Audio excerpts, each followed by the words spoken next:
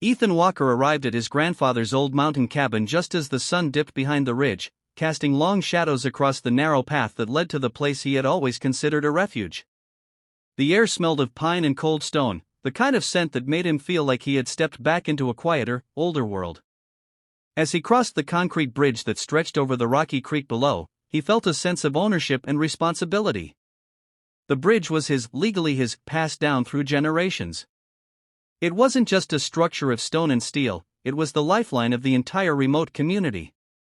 He parked his truck beside the cabin, listening to the familiar creak of the old wooden steps as he walked up to the porch. Inside, dust floated lazily in thin beams of evening light. After cleaning up and getting the fireplace going, he headed to the community meeting scheduled for that night, something he hadn't attended in months. He expected updates about road repairs or seasonal fire safety. What he didn't expect was the tone of control that greeted him. Mara Bennett, the stern-faced president of the HOA, stood at the front of the lodge hall with a stack of documents. She announced a new set of regulations regarding property access, maintenance fines, and safety-related closures. Ethan's brows furrowed when she mentioned sealing gates for non-compliant owners. Her voice carried authority, but beneath it he sensed something else, something like ambition disguised as community concern. The other cabin owners murmured among themselves, some nodding obediently while others looked uneasy. Ethan remained silent, watching Mara carefully, trying to decipher her motive behind these sudden changes. A cold feeling crawled into his chest, an instinctive warning that something bigger was unfolding around him. Ethan woke early the next morning, hoping the unease from the meeting had only been in his mind. But the moment he drove down the dirt path leading to his cabin's entrance, his stomach dropped. A new steel barrier, welded shut and painted with bright warning stripes, stood across his gate like a mocking symbol of control. A fresh HOA notice was bolted to it, stating that his non-compliance required temporary restriction of property access. Ethan stepped out of his truck, anger simmering as he ran his hand along the cold metal. There had been no warning, no violation notice, nothing, just sudden enforcement. He tried calling the HOA office, but no one answered. Finally, he drove to Mara Bennett's house, where she opened the door with a practiced expression of polite annoyance. When he demanded an explanation, she simply folded her arms and said the decision was final until he met unspecified requirements. Her tone made it clear that the requirements were whatever she decided they were. Ethan pushed back, telling her she had no authority to block his personal property, but she countered by citing obscure bylaw numbers, many of which he had never seen. As he walked away, other neighbors watched from their porches. Some avoided eye contact, afraid to get involved. But one didn't, Jennifer Jen Lane, the newcomer who had moved in just a few weeks earlier. She approached Ethan cautiously, telling him she had received her own warning letter and believed the HOA was pushing boundaries far beyond legality. Her voice carried genuine concern, not fear. Ethan felt an unexpected solidarity forming between them. It was the first moment he realized the HOA's power play wasn't just about him.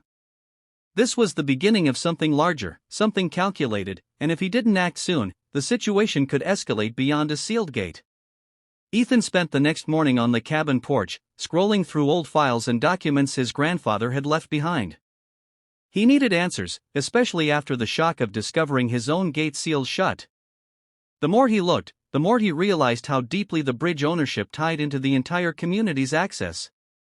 The deed wasn't just a dusty paper tucked in a file, it was a legal anchor granting him control of the only crossing point leading into the valley.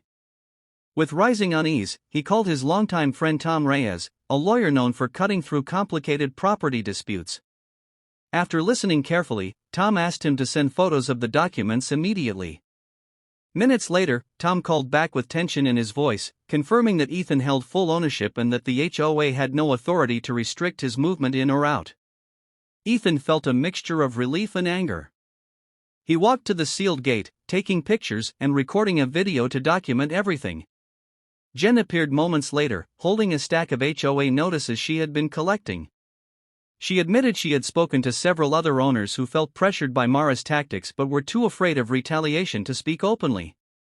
Ethan listened as she described how Mara had recently changed meeting rules, introduced new fees, and issued warnings almost weekly. It was becoming clear that the HOA president was building her own version of control, one step at a time. Together, Ethan and Jen drove to speak with other residents.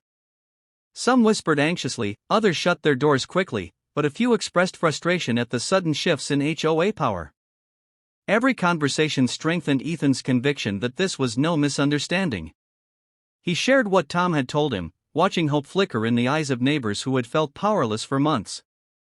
Ethan spent the next several days preparing for the community meeting he had called, gathering documents, recording videos, and printing copies of the bridge deed that clearly listed him as the sole owner. Word of the upcoming confrontation spread quickly through the valley, creating a tense atmosphere that settled over every cabin. Some residents seemed eager for answers, while others avoided Ethan entirely, fearful of being seen choosing a side. Jen stood by him throughout, helping organize the evidence and encouraging neighbors to attend so no one could claim ignorance afterward. When evening arrived, the lodge hall buzzed with nervous energy. Mara Bennett stood at the front, shoulders square, expression unreadable as if she had already prepared her counterattack. Ethan entered with a quiet determination, carrying a folder thick with documents. After a brief introduction, he stepped forward and began speaking with a calm, controlled voice. He explained how the gate to his property had been sealed without notice and how that action had violated not only common courtesy but also multiple property laws. Mara interrupted, insisting he was exaggerating, but Ethan raised a hand and laid the bridge deed on the table for everyone to see. Gasps scattered through the room as residents leaned in. Ethan explained how the bridge was private property, legally separate from the HOA, and how Mara's actions effectively attempted to control access by restricting him while relying on his privately owned structure for community entry. Mara's confident mask slipped for the first time, replaced by visible irritation. She attempted to defend herself by claiming authority under new bylaws, but Ethan countered by showing they had been passed without proper notice or quorum. The room erupted into arguments, neighbors shouting over one another as fear, frustration, and long-suppressed concerns flooded to the surface. Avery drove back into the neighborhood with a knot lodged deep in her stomach. The vacation had cleared her mind, but the tension waiting for her felt heavier than when she'd left.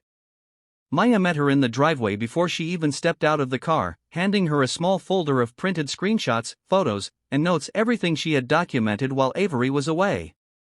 Her gratitude was immediate. Maya's loyalty felt like an anchor in a storm that kept shifting directions. The HOA meeting was scheduled for that afternoon. Avery barely had time to unpack before heading to the community hall, where the board sat at a long table, and several curious neighbors lingered nearby, pretending not to eavesdrop. Karen was already there, sitting stiffly with her arms folded, her expression a blend of self-righteousness and anticipation. She didn't greet Avery. She didn't even look at her. The meeting began with the board asking each woman to explain her side. Karen launched into a dramatic retelling, claiming Avery had been aggressive, unreasonable, and determined to isolate herself from the community. She portrayed herself as the victim, insisting she'd only needed the garage briefly and had been humiliated by being locked out. Avery listened without interrupting, though each exaggeration twisted painfully in her chest. When it was her turn, she spoke calmly, laying out the facts. Karen parked without permission, ignored boundaries, issued veiled threats, and spread misinformation. She handed the board the folder Maya had prepared. Photographs of the SUV. Screenshots of Karen's comments. Copies of the voicemail. The room became quieter with each page turned. Karen's confidence faltered. Her arms uncrossed. Her eyes darted. In the end, the board sided firmly with Avery.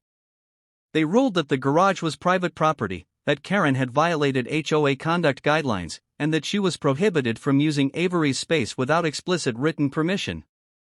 They issued her a